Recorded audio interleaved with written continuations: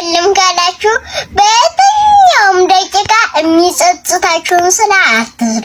ተሳድቤ ለ30 ደቂቃ ስሜቴ ይውጣልኝ ወይስ ራሴን ልቅዳና ክርስቶስ ደስ ይበል? አልታለቅም ብዬ ከውዴን ጠብቄ ደስ ይበለኝ ለጊዜው ወይስ ታልቄ ያለቃ የሴራ ቀማሪ አንፈልግም ጭራሽ ቄስ አስተማሪ አንፈልግም ጭራሽ ቄስ። ሰላም እንዴት ናችሁ? ውድ የዩቲዩብ ቤተሰቦች እንኳን ወደዚህ ዩቲዩብ ቻናል በደህና መጣችሁ። ዛሬም እንግዲህ የተለያዩ ያስተምራሉ ብዬ ያሰብኳቸውን እንዲሁም ወቅታዊ የሆኑ ጉዳዮችን ይዤ መጥቻለሁ። ከእናንተ የሚጠበቀው ይህን ቻናል ሰብስክራይብ ካላደረጋችሁ ሰብስክራይብ ማድረግ፣ ላይክ እና ሼርም እንዳይረሳ፣ እንዲሁም ሀሳብ አስተያየቶቻችሁን ከስር ኮሜንት ላይ ያስቀምጡልኝ። ወደ ቪዲዮዎቹ እንሄዳለን። ለሰይጣንም ትልቁ ድሉ አንተን ኃጢአት ማሰራት አይደለም፣ ተስፋ ማስቆረጥ፣ ሰርተው እንደማትነሳ ማሳመን፣ አርገው ወድቀህ እንደምትቀር ካሳመነ ስራው ሌላ ነገር ነው የሚሆንለት ለሱ። በቃ ካንተ የሚጠበቅብህን ነገር ነው ኃጢአት ከሰራ በኋላ ለንስሐ ማድረግ ያለብህ። የእግዚአብሔርን ምህረት ከዛ በኋላ ታየዋለህ። በጣም የሚደናንቅ የእግዚአብሔር ምህረት ታሪኮች አሉ። በጣም እኔ ሁሌ እንደው ባይረሳ ራሱ ምለው አንድ የሆነ ታሪክ ዜና በውላ ያለና ዲያቆናት በንጽህና ኖረው በንጽህና አግብተው መቀጠል ይችላሉ። ካልሆነ ደግሞ መንኩሰው ወደ ምንኩስና ህይወት ወደ ቅስና ማደግ ይችላሉ። ቅስናውን ወይ በትዳር ወይ በምንኩስና ነው ሊያመጡት የሚችሉት። እና ያ ዲያቆን ከአንዲት ውብ ሴት ጋር አደረና ክህነቱ ፈረሰ። እና ክህነቱ እንደፈረሰ ታወቀ። ማን ሀገር ውስጥ ያስቀምጠው? እሱ አንዴ ለሰራው ኃጢአት ሰው ብዙ አመት እያስታወሰ አቆሰለውና ሰው ይሄን ያክል ካቆሰልኩ እግዚአብሔርማ ይሄን ያክል ያዝንብኝ ይሆን ብሎ ወጣና ጉድጓድ ቆፍሮ ስለ ኃጢአት ያለቅሳለሁ ብሎ ጉድጓድ ውስጥ ገባ። ጉድጓድ ውስጥ ቆፍሮ ገባና መጸለይ ጀመረ። እና ከተማው ላይ አገሩ ላይ ዝናብ ጠፋ ሙሉ በሙሉ በቃ ምንም ነገር አልገኝም ማለት። ከዛ በኋላ እግዚአብሔር ለዝናቡ የለምኑት የነበሩትን ህዝብ ለሊቀ ጳጳሱ ምን አለው መሰለ? ያ ጉድጓድ ቆፍሮ ያለው ዲያቆን ይጸልይልኝ አለው። እና ፓራታባ ያሉ ደስ ሳይላቸው በቃ እንደው እባክህ ዝናብ ጠፍቶ ብትጸልይልን ምናምን ሲሉ እኔ በየትኛው አቅሜ ስለ ዝናብ እንኳን እጸልያለሁ? የሰማዩን ከፍታ እንኳን ቀና ብዬ ማየት የማልችል ክፉ ዲያቆን ነኝ ብሎ ገና ቀና ሲል ሰማዩ ዝናቡ ዘርግፋል። አሁን የእግዚአብሔርን ምህረት እንዲህ ልትለው አትችልም። በቃ ከማረህ ነው። ምን ያርግህ እንግዲህ አንተ ለምን ተማረ ብለህ ቅር ይልሃል እንዴ? እሱን የጎበኘ እግዚአብሔር እኔን የሚጎበኘኝ ትላለህ እንጂ በቃ የኃጢአት ክፋቱ ሰርታ መገኘት ሳይሆን በአንተ ኃጢአተኛነት ውስጥ ሌሎቹም እንደማይማሩ አድርገህ ግን ማሰብ እሱ ነው። በጣም ደግሞ ሰውንም ጭምር የሚጎዳውም ነገር። ወንድማችን ዲያቆን ዘላለም ኃጢአትን ሰርቶ በዛው መቅረትን በተመለከተ ድንቅ የሆነ ትምህርት ሰጥቶናል። እንደተማማርንበት አልጠራጠርም። ወደ ቀጣይ ቪዲዮዎች እንሄዳለን። አብራችሁን ቆዩ። አሁን ጌታችን ኢየሱስ ይማልዳል ወይ ተብሎ ሲጠየቅ ይለምናል ወይ ከሆነ አሁን ላይ ጌታችን አሁን ላይ መቼስ አይለምንም ብለን ነው የምናምነው። ኦኬ፣ ለምንድን ነው የማይለምነው? እሱን አሳያችኋለሁ። አንደኛ ራሱ ኢየሱስ በቀጥታ ቃል በቃል አልለምንም ብሏል። ወይም አልማልድም ማለት ነው። መማለድ መለመን ከሆነ አልለምንም አልማልድም ብሏል። ዮሐንስ ወንጌል ምዕራፍ 16 ቁጥር 26 ላይ ኦኬ፣ እኔ የምለምን እንዳይመስላችሁ ብሎ ቃል በቃል ተናግሯል ጌታችን። አልለምንም ብሎ ወይም አልማልድም ማለት ነው። መለመን መማለድ በሚለው ስንወስደው ማለት ነው። ታዲያ ግን ይህ ቃል በተለያየ መልኩ መጽሐፍ ቅዱሳችን ላይ ሊመጣ ይችላል። ማለት ቃሉ ቀጥታ ይመጣና ግን ከአውዱ አንፃር ቃሉ የገባው ከዚህ አንፃር ነው ተብሎ ግን ሊብራራ ደግሞ ይችላል። ኦኬ፣ ሊብራራ ይችላል። ቀጥታ የሚወሰድ ሳይሆን ከማብራሪያ ጋር ሊቀመጥ ግን ይችላል። እና የተለያዩ ቦታዎች ላይ መጽሐፍ ቅዱሳችን ላይ ይህ ቃል ተቀምጦ እናያለን። እና እሱ ላይ ከመሄዴ በፊት ግን አንድ ላሳውቃችሁ የምፈልገው ነገር ምንድነው? ክርስቶስ አሁን ላይ አይለምንም ስንል ለምንድነው? ወይም አይማልድም አሁን ድረስ አይማልድም ብለን ስንናገር ለምንድነው? ይህንን እምነት የያዝነው ለምንድነው? በአጭሩ ክርስቶስ እኛን ለማዳን መጣ አይደለ? ጌታችን ኢየሱስ ኃጢአተኞችን ሊያድን አንደኛ ጢሞቴዎስ ምዕራፍ 3 ቁጥር 15 ላይ እንዲህ ይላል። ምን ይላል? ኢየሱስ ክርስቶስ ኃጢአተኞችን ሊያድን ወደ ዓለም መጣ የሚለው ቃል የታመነና ሁሉም ሊቀበሉት የተገባ ቃል ነው ይላል። ሁሉም ሊቀበሉት የተገባውና ያ የታመነው ቃል ምን የሚለው ቃል ነው? ኢየሱስ ክርስቶስ ኃጢአተኞችን ሊያድን ወደ ዓለም መጣ የሚለው ቃል ነው። ጌታ ዓለምን ሊያድን ወደ ዓለም መጥቷል። ወደ ዓለም ሲመጣ እኛን ስለማዳን መስራት የነበረበት ስራዎች አሉ። ራይት? አዎ ጌታችን ለምሳሌ መሰቀል አለበት። ጌታችን ተሰቅሏል። ክርስቶስ ለምሳሌ መጸለይም ነበረበት። ክርስቶስ የእኛኑ ስጋ ስለያዘ በተዋሃደው ስጋ በኩል ጸልሏል፣ ለምኗል፣ ማልዷል፣ ምልጃን አቅርቧል አይደል? የስ በምድር ላይ ያለ ጌታችን ኢየሱስ በልቷል፣ ጠጥቷል፣ ማልዷል። ኦኬ ጌታችን ጸሎትና ምልጃን አቅርቧል። ይሄ በኢየሩሳሌም ውስጥ አይካድም። ኦኬ አብን ማለደው፣ ኢየሱስ ማለደው፣ ለመነው። ኦኬ ወደ አብ ጸለየ። ይሄንን ምድር ላይ ያለ ይሄን ሁሉ አድርጎታል። እና ራሱ ክርስቶስም ተናገረ። ምን አለ? ለምሳሌ ሉቃስ ወንጌል ምዕራፍ 22 ላይ ምንድነው ሰይጣን እንደ ስንዴ ላበጥራችሁ ለመነ አለ ጴጥሮስ ስምዖንን። ኦኬ ጴጥሮስ ስምዖንን ጌታ ኢየሱስ ምን አለው? ሰይጣን እንደ ስንዴ እንሆ ሊያበጥራችሁ ለመነ፣ እኔ ግን እምነትህ እንዳይጠፋ ስላንተ ማለድሁ ወይም አማለድሁ፣ ሚኒንግ ጸለይሁ፣ አንተም በተመለስ ጊዜ ወንድሞችን አጽና ብሎ ሲናገረው እናያለን። ሰው ጌታችን በምድር ላይ ያለ ጸሎትን ምልጃን አቅርቧል። በመጀመሪያው መታወቅ ያለበት ይሄ ነው። ተሰቅሏል፣ ሞቷል። እኔ እንግዲህ ከመሞት የሚበልጥ ነገር ምን አለ አይደል? ጌታችን ኢየሱስ የማይሞተው አምላክ፣ ያ ቃል በመጀመሪያ የነበረው ከእግዚአብሔር ጋር የነበረው ራሱ እግዚአብሔር የነበረው ሁሉ በእርሱ የሆነው ወይም ሁሉ በእርሱ የተፈጠረው ያ ቃል መጥቶ ስጋ ሆነ ዘንድ በዛ በተገለጠው ስጋ በኩል ደግሞ እኚህን ሁሉ ነገሮች አደረገ እስከ ሞት ድረስ ሰው የማይሞተውን የሞተው። ኦኬ ስለዚህ አያከራክረንም። እሺ ምልጃን ማቅረብ፣ ጸሎትን ማቅረብ ጌታችን ኢየሱስ ጸለየ አልጸለየም ምድር ላይ ይሄ ምንም ክርክር ሆኖ ሊቀርብ አይችልም። ይሄን እናምናለን። ጌታችን በምድር ላይ ያለ ምልጃን አቅርቧል፣ ማልዷል፣ ጸልሏል። ከዚህ እንደውም የሚበልጠው እንዳልኳችሁ መሞት ነው። ሞትን ቀመሰ። ሞቷል ራሱ ኢየሱስ ሞቷል። እና ሰው ይሄንን ያዙ። ግን ክርስቶስ ኢየሱስ እነዚህ ስራዎቹ አንዴ ከተሰቀለ ሞቶ ከተነሳ በኋላም የሚቀጥሉ ነገሮች ግን አይደሉም። ለምን? የድህነት ጉዳይን ክርስቶስ ኢየሱስ ፈጽሞታል። ፈጽሞ ጨረሰውና ግን የፈጸመውን ያንን ዘላለማዊ አድርጎ አቆሙ። መጣላችኋለሁ እንዴት ከመጽሐፍ ቅዱስ እያጣቀስኩኝ እንዴት ይሄን እንዳስቀመጠው አሳያችኋለሁ። እና አስቀመጠው ዘንድ ከዛ በኋላ ያለው የመንፈስ ቅዱስ ደግሞ ግብር ነው። የመንፈስ ቅዱስ ኢኮኖሚ እዚህ ውስጥ በድህነታችን ውስጥ የመንፈስ ቅዱስ ግብር ደግሞ ምን ይመስላል? አንድ ጊዜ በጌታችን ኢየሱስ የተሰራውን የማዳን ስራ በአማኞች ላይ አፕላይ ያደርጋል። ኦኬ ወይም አፕሊኬብል እንዲሆን ያደርጋል። አማኞች የክርስቶስን የማዳን ስራ ጌታችን አሁን ዓለምን ሁሉ አድኗል እንልና ለዓለም ሁሉ ክርስቶስ መድኃኒት ሆኖ በዛ በቀራንዮ አዳራሽ ላይ ተገለጠ። መድኃኒት ሆኖ በስጋ ተገለጠ። መድኃኒት ሆኖ ኦኬ መድኃኒት የተገለጠው ስቅለቱ ላይ ብቻ አይደለም፣ ስጋ ከመሆኑ ጀምሮም ጭምር ነው። ሰው መድኃኒት ሆኖ ኢየሱስ ተገለጠ። የማን መድኃኒት? እነሆ የዓለምን ኃጢአት የሚያስወግድ የእግዚአብሔር በግ ተብሎ እንደተነገረ ዮሐንስ ወንጌል ምዕራፍ 1 ቁጥር 29 ላይ መጥምቁ ዮሐንስ እነሆ የዓለምን ኃጢአት የሚያስወግድ የሕያው እግዚአብሔር በግ አይደል ያለው? ሰው የዓለምን ሁሉ ኃጢአት የሚያስወግድ ነውር የሌለበት እንከን የሌለበት የእግዚአብሔር በግ ሆኖ ጌታችን ተገለጠ።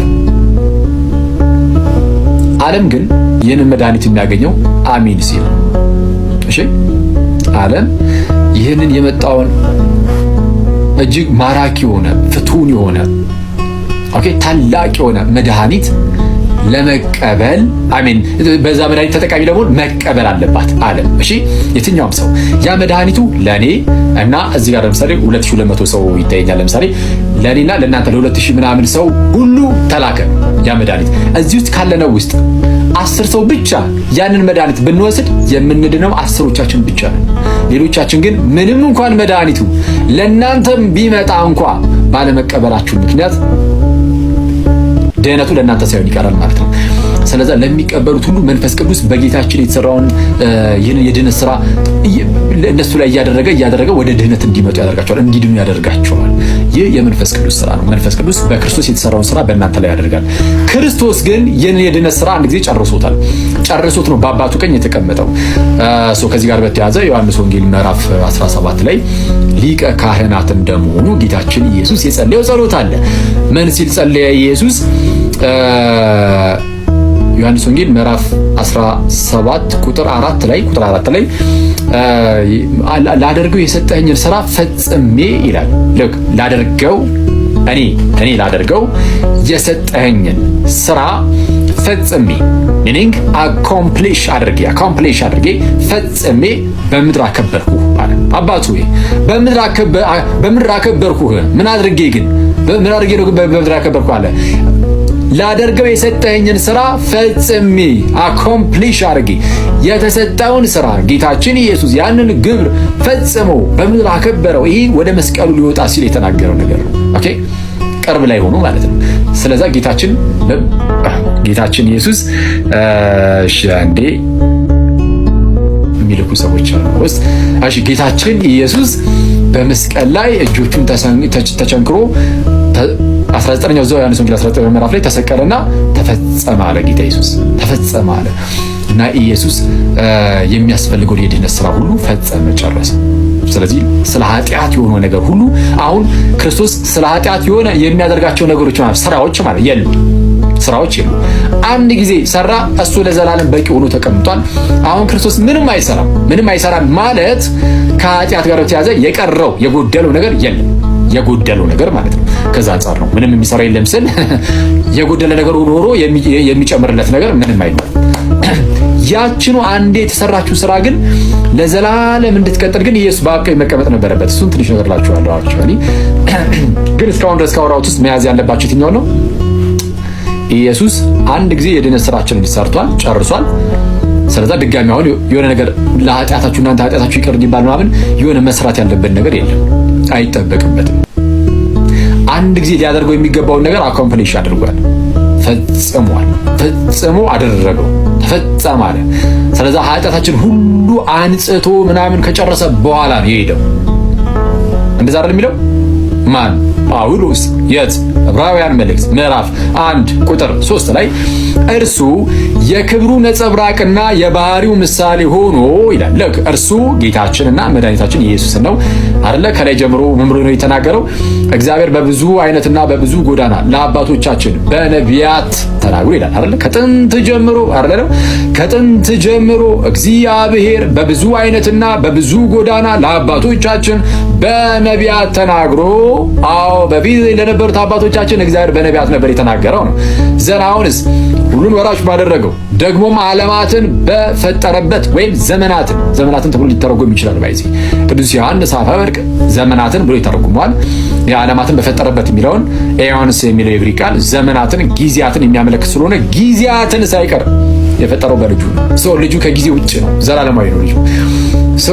ዘመናትን ጊዜያትን በፈጠረበት በልጁ በዚህ ዘመን መጨረሻ ላይ እኛ ተናገረን እኮ አለ።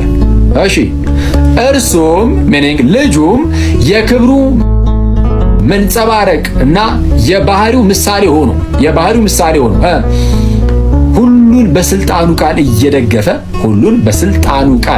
እየደገፈ ኃጢአታችንን በራሱ ካነጻ በኋላ በሰማያት በግርማው ቀኝ ተቀመጠ ይላል። ተመልካቾቻችን መጽሐፍ ቅዱስ ላይ አብዛኛውን የሚያከራክር የነበረ ጥቅስ አንስቶ ወንድማችን ጥሩ ትምህርት ሰጥቶናል። እንደተማማርንበት አልጠራጠርም። ወደ ቀጣይ ቪዲዮቻችን እናልፋለን። ከዛ በፊት ግን እናንተ በዚህ ጉዳይ ላይ ምን ትላላችሁ? ከስራ አስተያየቶቻችሁን ጻፉልን። ወደ ቀጣይ ቪዲዮ እንለፍ። ቀጣይ ቪዲዮአችን የሚሆነው እንግዲህ ሰሞኑን በተለያዩ ትምህርት ቤቶች የግዕዝ ቋንቋ እንደ መደበኛ ትምህርት ሊሰጥ ነው ተብሎ ተገልጾ ነበረ። በዛም ጉዳይ ብዙዎች ብዙ ብለዋል። ከነዛም ውስጥ የተወሰኑትን ተከታትለን እንመለስና እኔም የግል አስተያየቴን እሰጣለሁ። ተከታተሉ። የግድሜ ርዕስ ግዕዝ አንማርም አያሳዝንም ወይ? በግዕዝ ስም ቅምጥቃት ግልጽ ማሳያ ነው ይህ የእናንተ ውድቀት። ለካ ተረት እንጂ የላችሁም እውቀት። ያለ ብዙ ዘመን ሀገር የዘረፈው እንደ አየር ላይ ፊኛ ከላይ የገዘፈው እጅ ግልፍ ተረት ለትውልድ የዛገው አሁን በዚህ ዘመን ዘግቶ ወር ደረፈው። የተንኮል አለቃ የሴራ ቀማሪ አንፈልግም ጭራሽ ቄስ አስተማሪ ደብተራና ጠንቋይ ቀሲስም ዘማሪ ስልጣን ተገን አርገህ ምንም ብታዘግም ተገደም መጠመቅ ፈጽሞ አንፈልግም። ይሄ ጥጋባችሁ ድሮስ መች ይመቻል አብሮ ለመኗኗር በምለት ለመቻቻል ገደብ ሲተላለፍ ሁሉም ይሰለቻል። ለሆዳቸው ሲሉ ስላገኙ ጥቅም በመከራ መዓት በበደል ጥርቅም ግፍ በየዘመኑ ቢወሰንብንም የአገር ፍቅር ይዞን ችሎናል ሁሉንም። ዝምታ ፍርሃት ስለመሰላችሁ በጥላቻ ተረት ተዘክቶ አይምሯችሁ መተት እናስተምር በግድ ካላችሁ ክልሉም ችኮናል እንኳን ግዕዛችሁ የእምነቶችን ጉንጮ እስላምን ይዘናል። 2-3 ሳንል በአንድ አምላክ አምነናል። መተታችሁ እንጂ ምን ይቀርብናል? በዚህ ከቀጠሉ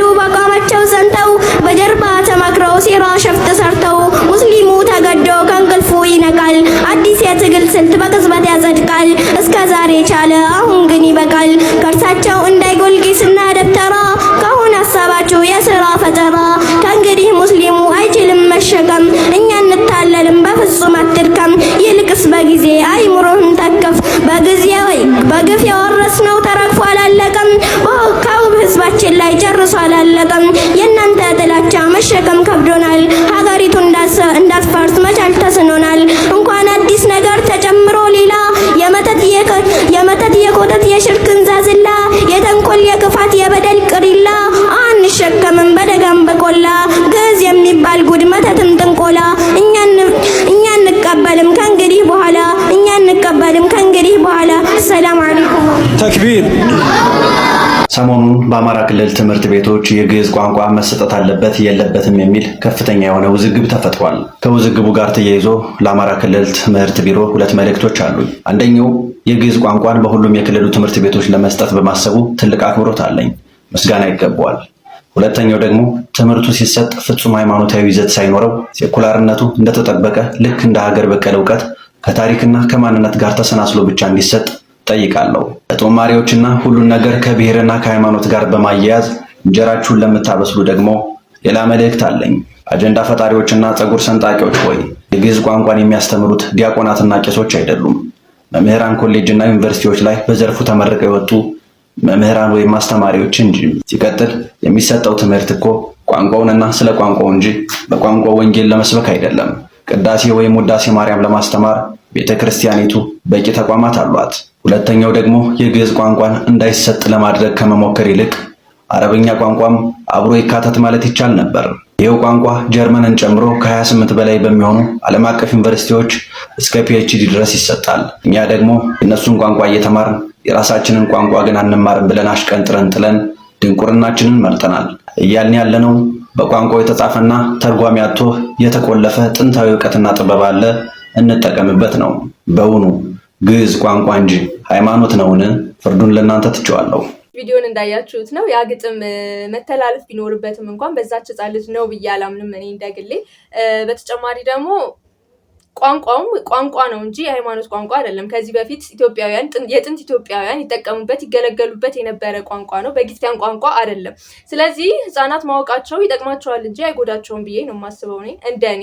እናንተስ ምን ትላላችሁ? ሀሳብ አስተያየቶቻችሁን ከስር ኮመንት ላይ ያስቀምጡልን። ወደ ቀጣይ ቪዲዮአችን እናልፋለን። አብራችሁን ቆዩ። ሎሚ በወረወረራ ደረቱ መታውጣ ሎሚ በወረወረ ደረቱ መታውጣ አውይ ኩላሊቱን ልቡን ባገኘሁት